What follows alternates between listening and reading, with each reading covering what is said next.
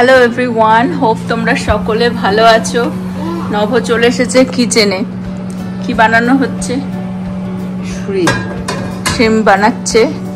বউয়ের মুখে স্বাদ নেই, তাই বউয়ের মুখে একটু স্বাদ দেওয়ার চেষ্টা করছে। বউয়ের মুখে স্বাদ দেওয়ার চেষ্টা করছে। আর একজন ওখানে কি করছে? হ্যাঁ, এটা হচ্ছে তেলের মধ্যে হলুদ দিয়ে দিল, আর হলুদ আর নুন। আর এখানে আর কি শিমটা ডিফ্রস্ট করা হচ্ছে মাইক্রো ওভেনে। ফ্রোজেন শ্রিম্প তো, ওটাকে ডিফ্রস্ট করে নেওয়া হচ্ছে। আর এইটাকে দেখো, এই তুই কি করছিস? হ্যাঁ, কি করছিস? এখানে উঠে হোয়াট ইজ দ্যাট? শিমটাকে হালকা ধুয়ে নিয়ে এর মধ্যে দিয়ে দেওয়া হচ্ছে। আর দেবো? হ্যাঁ হ্যাঁ, পুরোটাই বানিয়েছে।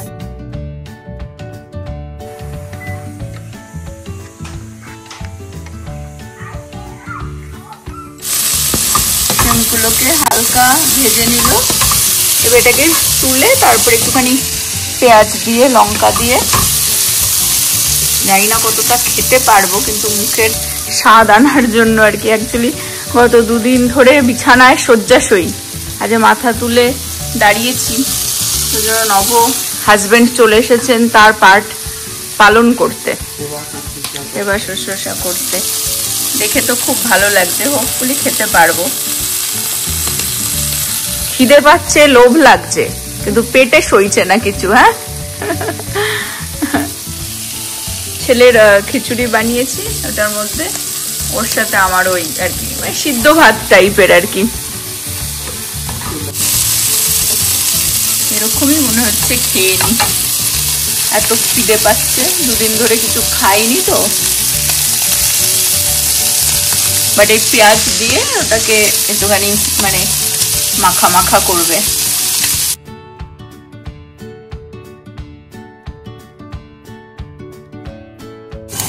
একটু এই ডালে চালে একটু ভেন্ডিটা দিয়েছি, আর কিচ্ছু নেই এর মধ্যে। দু রকমের ডাল দিয়ে সিদ্ধ করে নিয়েছি। আর ওখানে নভর শিম্পও হয়ে গেল ভাজা। যাচ্ছে হচ্ছে একটু কালো জিরে ফোড়নে তেলের মধ্যে, কাঁচা লঙ্কা কুচি, পেঁয়াজ,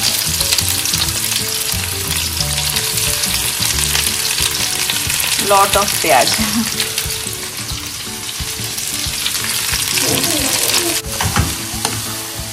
পেঁয়াজটাকে বেসিক্যালি একটু ভাজা ভাজা করে আর একটু কাঁচা লঙ্কা কুচি দেবে, আর মানে একটু ঝাল ঝাল করে আর কি। হ্যাঁ, আর তারপরে লাস্টে বেসিক্যালি শিমটার মধ্যে দিয়ে দেবে, একটু মাখা মাখা হবে। পেঁয়াজটা মজে গেছিল, তখন শিমটাও নব দিয়ে দিল। এর মধ্যে কোনো মশলাপাতি কিছু নেই, শুধু একটু কাঁচা লঙ্কার ঝাল, নুন হলুদ। হ্যাঁ, দেখতে তো অসাধারণ হয়েছে, হোপফুলি খেতে পারবো। একটু এই সিদ্ধ ভাত দিয়ে ওটা আমার কেমন রোগা হয়ে গেল দুদিনে। দেখি একটু মুখের টেস্ট আসে কিনা। অ্যাকচুয়ালি গত দুদিন ধরে পুরো শয্যাশয়ী, মাথা আজকে তুলে দাঁড়িয়েছি। বিকজ পরশুদিন তার আগের দিন রাত্রির থেকে হঠাৎ করে জানি না কেন মানে যা খাচ্ছি বমি হয়ে যায়। সারা রাতই বমি হয়েছে। পরশুদিনও সারাদিন, মানে পরশুদিন তো খুবই খারাপ সিচুয়েশন ছিল, যা খাচ্ছি বমি হয়ে যাচ্ছে। পরশুদিন সারাদিন কিছু খেতেও পারিনি, মানে একটু প্রচন্ড খিদেও পাচ্ছিল, একটু মুড়ি খেয়েছি তাও বমি হয়ে গেছে। পরশুদিন রাত্রেও সারা রাত বমি হয়েছে। তো গতকালকে ফাইনালি আমি সকাল থেকে একটু বেটার ফিল করছিলাম, কিন্তু কিছু খেতে মানে ইচ্ছে করছিল না। তো একটুখানি সিদ্ধ, গতকালকে ধরে একদমই ওটা সাদা সিদ্ধ ভাত আর কি 2 চামচ খেয়েছি, জাস্ট দেখার জন্য যে পেটে ধরে কিনা খাবারটা, নাকি বমি হয়ে যায়। দেখলাম হলো না। সন্ধ্যের সময় একটুখানি মুড়ি খেলাম, সেটাও থেকেছে আর কি, মানে ওই এইটুকুনি মুড়ি আর কি যাকে বলে। তো দুদিন ধরে একদম না খাওয়া। তো আজকে ফাইনালি মাথা তুলে দাঁড়িয়েছি, এবং উঠে সকাল থেকে একটু ব্রেকফাস্টও করেছি, চা বিস্কিট। দুদিন পরে মানে ওটারই ক্রেভিং হচ্ছিল। তার আমার আগে এর শরীর খারাপ ছিল, আমার মনে হয় ওর থেকেই আমার এসেছে, একটু স্টমাক ফ্লু টাইপের হয়ে গেছিল আর কি। তো এখন যাই হোক, এই সিদ্ধ ভাত দিয়ে স্ট্রিংটা নব বানিয়ে দিল, খেয়ে দেখি, হোপফুলি পেটে থাকবে, একটু মুখের টেস্টও আর কি চেঞ্জ হয়ে যাবে সেজন্য। খাও, বলো কেমন। আজকে তাও খিদে পাচ্ছে, মানে খাওয়ার ইচ্ছে হচ্ছে, গতকালকে তো একদমই না। মানে পেট ভার হয়ে একটা, পরশুদিন পুরো কেলিয়ে পড়েছিলাম, মানে উঠতে মাথা তুলতেই পারছিলাম না, উঠে দাঁড়ালেই মাথা ঘোরাচ্ছিল আর বমি হচ্ছিল। তার আগে ও 2 দিন সিক ছিল, ওর সেম জিনিস ওর হচ্ছিল, এখন বেটার আছে। আর এই সপ্তাহে ওকে না সকারে পাঠানো হয়েছে না স্কুলে, মানে এখন তাও একটু বেটার আছে। এখনো পুজোর রেস্ট চলছে। হ্যাঁ, এই যে ওরও খাবার নিয়ে বসেছি, খাইয়ে দিচ্ছি ওকে। না না, গরম নেই।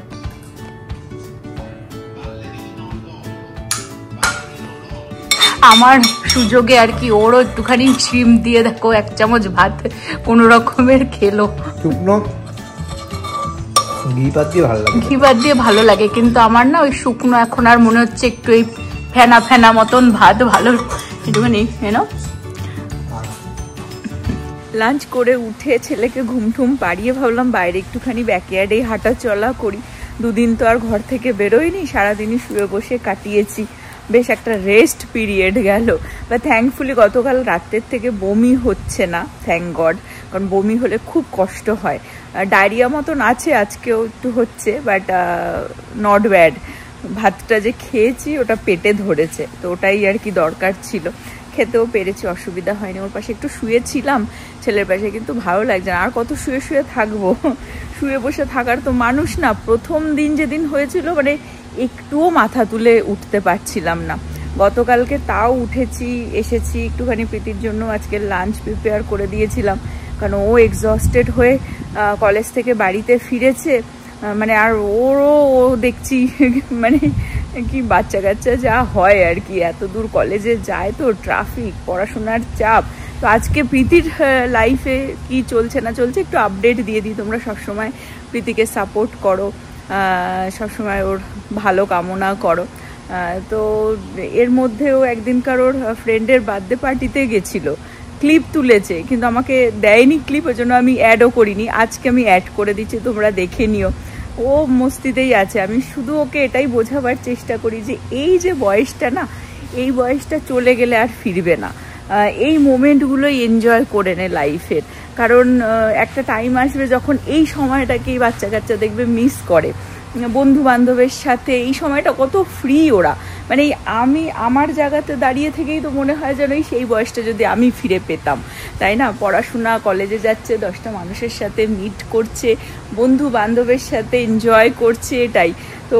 বাট এখনের এই জেনারেশনটা আমি যতদূর বুঝি, এরা না খুব ইমোশনালি মানে একটু উইক হয়ে পড়ে, ঠিক আছে?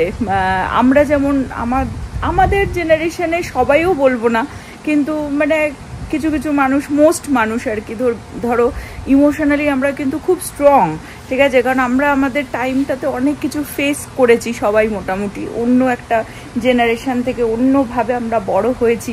তারপরে আবার মানে এত টেকনোলজি দেখা বা এত সোশ্যাল মিডিয়াতে এত কিছু এক্সপোজ হয়ে যাওয়া, মানে পুরোটাই আমরা দেখেছি তো জার্নিটা, তো আমরা মানে হয় না যে সব জায়গাতেই ব্যালেন্স করে মোটামুটি চলতে পারি। কিন্তু এই জেনারেশনটা যত আরও দিন যাচ্ছে, মানুষ এতটাই ডিপেন্ডেন্ট হয়ে যাচ্ছে ডিভাইসের প্রতি, ঠিক আছে? এতটাই এক্সপোজ সোশ্যাল মিডিয়াতে, যার জন্য কি বলো তো, ইমোশনালি এরা দেখেছি প্রচণ্ড এফেক্টেড হয়ে যায়। তো অ্যাজ আ বাবা মা হয়ে আমাদের সবসময় কর্তব্য এটাই আর কি, যে বাচ্চা কাচ্চার পাশে থাকা, অ্যাটলিস্ট ইমোশনালি দেখবে ওদের সাথে একটু কথা বলা, ওদের সেই জায়গাটা সবসময় করে দেওয়া যেখানে ওরা যেখানেই চলে যাক না কেন, যাই করুক না কেন, জানবে যে বাড়িতে ফেরত আসতে পারবো মা বাবার সামনে এসে, বিশেষ করে মারা, সেই কমফোর্ট জোনটা যেন মানে মাদেরই কর্তব্য হয় করে দেওয়ার, যে এসে যেন সেখানে কিছু শেয়ার না করতে পারলেও দেখবে মানে সেই কমফোর্ট ফিল করাটা, এটাই আই থিঙ্ক অনেক বড় ব্যাপার। চেষ্টা করি সেটা করবার, জানি না বাচ্চারা কতটা অ্যাপ্রিসিয়েট করে বা করবে, হোপফুলি দে উইল আন্ডারস্ট্যান্ড, আজকে না হলেও ওয়ান ডে। বাট আমাদের কর্তব্য আমাদের করে যেতে হবে। আজকে প্রীতি কলেজে গেছিল, এখন ওর বন্ধুর বাড়িতে গেছে কলেজ থেকে, ওরা সবাই মিলে আবার যাবে আজকে স্টেট ফেয়ারে। তো টেক্সাসের, নর্থ টেক্সাসের সব থেকে বড় মেলা, আমরা প্রত্যেক বছরই যাওয়ার চেষ্টা করি। গত বছরও গেছিলাম, 4 জনেই গেছিলাম, আহান, নভ, আমি, প্রীতি, সবাই। তো গত বছরের লিঙ্কটা, ব্লগের লিঙ্কটা আমি ডেসক্রিপশন বক্সে দিয়ে দেবো, তোমরা দেখে নিও। বাট আজকে প্রীতি যাবে ওর ফ্রেন্ডদের সাথে, ও কি মজা করে না করে সেই ক্লিপগুলো ও তুলবে বলেছে, সেটাও আমি শেয়ার করে দিচ্ছি। আমাকে জিজ্ঞাসা করেছে লাস্ট মোমেন্টেই যে সবাই যাচ্ছে, আমি কি যাব। এটা আবার প্রীতির খুব ভালো বা বড় গুণ বলবো, যে এখনো পর্যন্ত কিছু হবে, ঠিক আছে, এটা মানে কিছু হয়তো খাবে বা বন্ধুদের সাথে কোথাও যাবে বা কিছু, আগে জিজ্ঞাসা করে নেয়, মানে ফর্মালিটি হোক আর যাই হোক, জানে যে আমি হ্যাঁই বলবো, ঠিক আছে। কারণ এখন সেই এজটা চলে এসেছে যে আমি না বলবো সেরকম কিছু জিজ্ঞাসাও করবে না, তো ওই জন্য হ্যাঁই বলবো। কিন্তু তারপরে ওই যে জিজ্ঞাসা করাটা, যে মা আমি করব, মা আমি খাবো, কিছু একটা খাবে তাও জিজ্ঞাসা করবে, টেক্সট করে হোক, কল করে হোক, যে আমি খাবো, এটা করে, ঠিক আছে। তো সেই জিনিসটার মধ্যে আছে, খুব বড় প্লাস পয়েন্ট। তো আমাকে জিজ্ঞাসা করেছে সকালবেলায় সবাই যাচ্ছে স্টেট ফেয়ারে, আমি যাবো, যে হ্যাঁ, এনজয় ইউর লাইফ, এই সময়টাই মিস করবি, একটা টাইম আসবে, তাই না? এই তো লাস্ট ইয়ার অফ কলেজ, এই সময়টা চলে গেলে এই কলেজও মিস করবে, পড়াশোনা সব কিছু মিস করবে, তাই না? প্রত্যেকটা মুহূর্ত, ইভেন আমাদের লাইফেরও এই প্রত্যেকটা মুহূর্ত দেখবে আমরা মিস করি। আজকে আমি একটা জিনিস একটু অ্যাপ্রিসিয়েট করতে চাই, সেটা হচ্ছে দেখবে এই যে আমি যে শরীর অসুস্থ, একটা অসুস্থ মানুষের দেখবে মুখের সামনে একটু কেউ খাবার এনে দিলেও না, তার থেকে বড় সুখ কিছু হয় না। এবং আমি খুব লাকি ফিল করি যে আমার পরিবার সেরকম আমি পেয়েছি, অনেকে পায় না, তো সেটা আমি খুব ব্লেসড ফিল করি আর কি। তো যাই হোক, অনেক বক করে ফেলছি, বাইরেটা বেশ ভালোও লাগছে। বাট এখন আমি সব ক্লিপগুলো প্রীতি কি এনজয় করছে অ্যাড করে দিচ্ছি, তোমরাও এনজয় করো। আমি আমার বন্ধুর বার্থডে এসেছিলাম, আর এশিয়া টাউন স্কোয়ারে হচ্ছে একটা ইভেন্টও চলছে। I'm not really sure what's going on, but it seems fun. Happy birthday! This is Sarah. It's her birthday. She's finally 21. I love you, honey. প্রীতির বান্ধবীর বার্থডেতেও 2-3 দিন আগে গেছিলো, কিন্তু আজকের ব্লগটাতে আমি সেটা অ্যাড করে দিলাম। ওর এই যত ফ্রেন্ড দেখতে পাচ্ছ সবই কিন্তু স্কুলের ফ্রেন্ড, আর যে যার মতন অন্যান্য কলেজে, কেউ আর্লিংটন ইউনিভার্সিটিতে, বাট কেউ আবার কমিউনিটি কলেজে আর কি যায়। তো সেম কলেজে নেই, প্রীতির সাথে মনে হয় একটা ফ্রেন্ডই মনে হয় সেম ওর ইউনিভার্সিটিতে যাচ্ছে, ইউটিডিতে, বাকি সবাই এখানে ওখানে ছড়ানো ছিটানো। আর প্রীতি আজকে অ্যাকচুয়ালি গেছিলো আমাদের যে স্টেট ফেয়ার, টেক্সাস স্টেট ফেয়ারে, সব থেকে বড় মেলা। আমরা প্রতি বছরই যাওয়ার চেষ্টা করি, এবছর যাওয়া হয়ে ওঠেনি, বাট অনেক দোকানপাট, খাবার দাবার, মানে ফায়ার ওয়ার্কস, দারুণ মজা হয়। সারা দিন যেতে পারলে আরও ভালো, মানে সকাল থেকে রাত পর্যন্ত টাইমটাই মানে সেরকমভাবেই কেটে যায়, এত কিছু করার থাকে, অনেক রাইডস থাকে। বাট প্রীতি খুব ফান করেছে, ওর বন্ধুদের সাথে গেছে, আর সেটাও বেস্ট পার্ট, কারণ বাবা মার সাথে বড় হয়ে গেলে দেখবে যত না মজা আর কি করতে পারে, বন্ধুদের সাথে গেলে অন্য রকমের মজা হয় না। আর এই সময়টাই প্রীতিকে সবসময় বলি যে enjoy every moment of your life, কারণ এইটাই লাস্ট ইয়ার ওর কলেজের, গ্র্যাজুয়েট হয়ে গিয়ে চাকরি বাকরি পেয়ে নিজের মতন লাইক মুভ আউট করতে হবে, কিরকম সিচুয়েশান আসে জানি না, তো এটাই ফাইনাল ইয়ার বলতে পারো। সেই ছোট্ট প্রীতি একদম বেবি ছিল, 2 দিন আগেই মনে হচ্ছিল যেন সেই সময়টা, আর দেখতে দেখতে মেয়ে তো 22 বছর বয়স হতে চললো। যাই হোক, প্রীতি পুরো ইভিনিংটাই দারুণ এনজয় করেছে। আমি আবার চলে আসি যে ততক্ষণ আমি ঘরে কি করছিলাম। আজকে ভীষণ সুন্দর ওয়েদার বাইরে, আর এই বক্সটা পুজোর সময় থেকে পড়ে রয়েছে, 2টো বক্স আনা হয়েছিল, এটার মধ্যে প্রীতির আর ছেলে ছোট বয়সে সেই জিনিসপত্রগুলো ভেবেছিলাম রেখে আর কি স্টোরেজ করে রাখবো, বা সেটা করা হয়নি, সেটা এখন ধরবো। এই যে এখানে সব বেরিয়েছিল অ্যাটিক থেকে, সেগুলো ধরাই হয়নি, তো 2টো বক্স আনা হয়েছে। প্রীতি সেই কিন্ডার গার্ডেনের গ্র্যাজুয়েশনের ফটো, ছোট বয়সে এটা ফার্স্ট স্কুলের ব্যাগ, এগুলো সব গুছিয়ে এর মধ্যে ভরে রাখবো এখন। প্রীতির কিছু আর্ট ওয়ার্ক আছে, এই ফেসটাকে ক্লে দিয়েও বানিয়েছে, সেটা দেখাচ্ছি আমি। এই যে এই ফেসটাও ক্লে দিয়ে কিন্তু এটা বানিয়েছে, দিয়ে তারপরে পেন্ট করেছে।